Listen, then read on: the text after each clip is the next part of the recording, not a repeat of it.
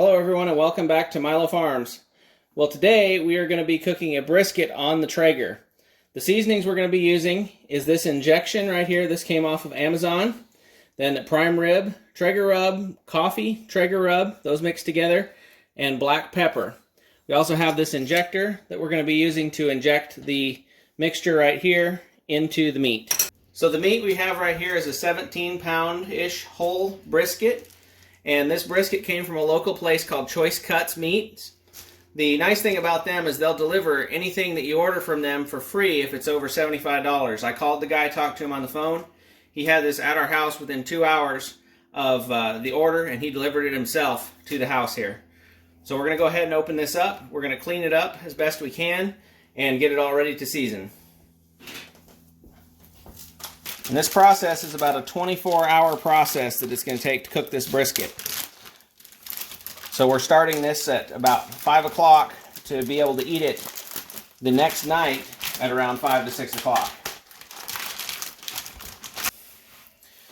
Okay, so this is our brisket right now. This is upside down for how we're going to cook it.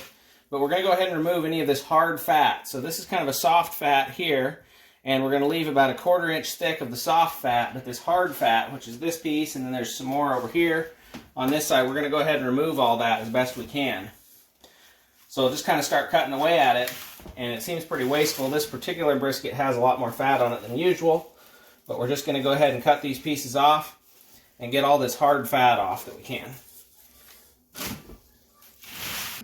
Okay, so we got this brisket all cleaned up. We got down to about a 1/4 inch-ish of fat on this side. We cleaned up all these big hard fat chunks on the sides here and here. So it ends up looking like you're throwing a whole lot away, but it'll turn out a whole lot better in the end. So now we're going to get ready for our injection. We're going to use our injector, and we're going to inject it all the way around here from both directions. The other thing we're going to do is before we start here, we're going to see that the grain is going this way. So we're going to put a very small cut right here so we can see when the meat's done which way the grain is going, so we know that we're going to cut it opposite of that. So we've got our injector here, and we're going to get that ready. This injector has a little rubber gasket on here that goes up in the syringe, so you got to get that kind of ready, and if you dip it a little bit in some of the juice, makes it a little more slippery. And just screw that together. And the trick to this injector, to not make a mess all over your kitchen, is you want to fill it up first of all, and the point that we're using on it is just this needle, 45-degree needle shaped point.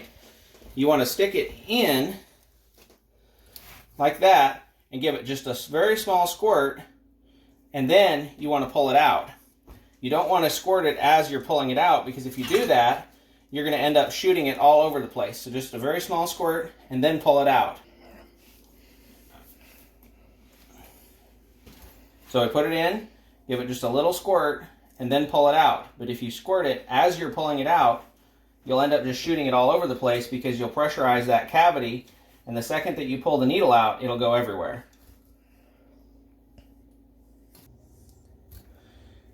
And this recipe that we're using here is not necessarily something that we really found. It's kind of what we've worked out from ones that we found and from trying it over and over again and having it not turn out and then getting better and better with it. Alright, so we're going to go ahead and we're going to blot it dry and get the majority off the outside of it here.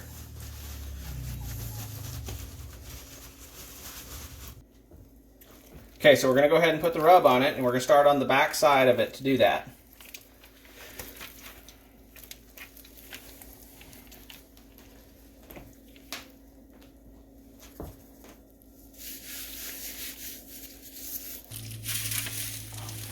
We'll go ahead and flip it over, and we'll do the other side. And this is the important side here that you have this done pretty well, because this is the side that's really going to be sitting upright on the grill and cooking with all the seasoning on. A lot of that bottom seasoning will end up falling off.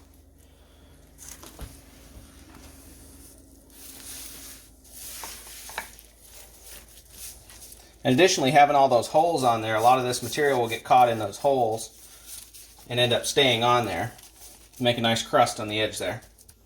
Okay, so we got all the seasoning put on there. We did it on both sides. We did the back side first.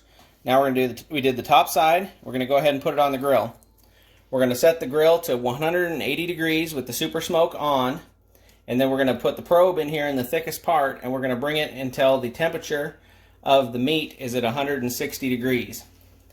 And then at that point the probe alarm will go off, and then we will take it off, wrap it up, raise the temperature, and then put it back on. So let's go ahead and get this on the grill. Alright, so we got our Traeger here, the super smoke's on. It's set to 180 degrees, so we're going to go ahead and put this brisket on, and we're going to do this fat side down. So that fat's going to protect it from the heat. Go ahead and get it right here in the center. Right there in the center of the grill.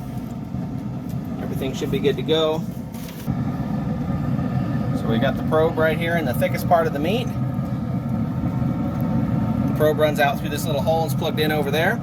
And then we'll go ahead and set the probe alarm to go off at 160 degrees. So we'll go ahead and leave this. It'll probably take about 8 hours or so, and we'll come back to it. The meat's now been cooking for almost 18 hours in the Traeger, and it is almost up to the 160 degree. It's currently in the stall, where it takes some time between 150 to 160 to get there. But due to time, we're going to pull it out and we're going to wrap it and put it up for the next one. And that's what the brisket looks like currently.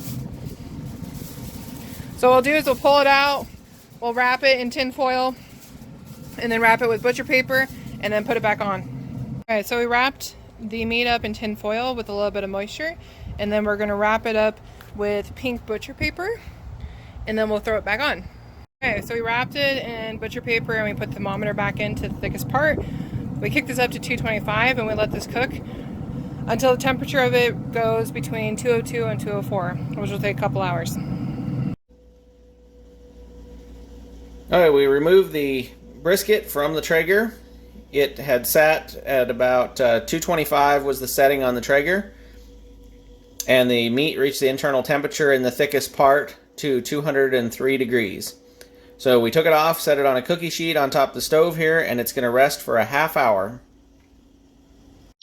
Okay, so the meat rested for a half hour. We're going to wrap it tightly in saran wrap and put it into a cooler for an hour and a half. It's wrapped in saran wrap, and we're going to put it in a cooler now.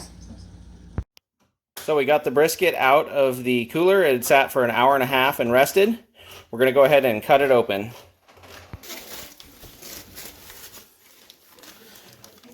So we'll cut through all this. Right now I've got the meat sitting fat side down. It's still a little bit warm, so you kind of got to be careful with your fingers in there.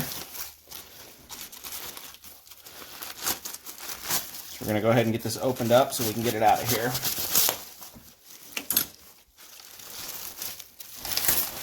So there's our brisket.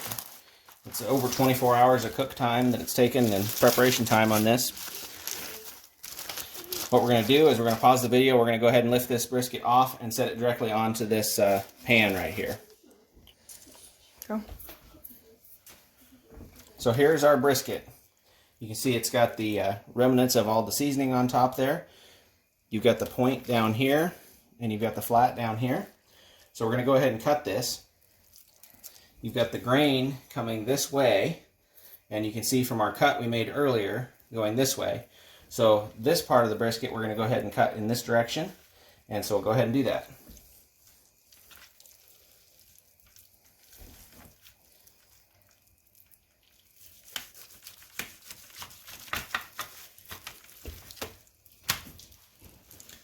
So here we go, right here. You can see all that juice and everything, all the meat, and then you can see the fat cap on the bottom there.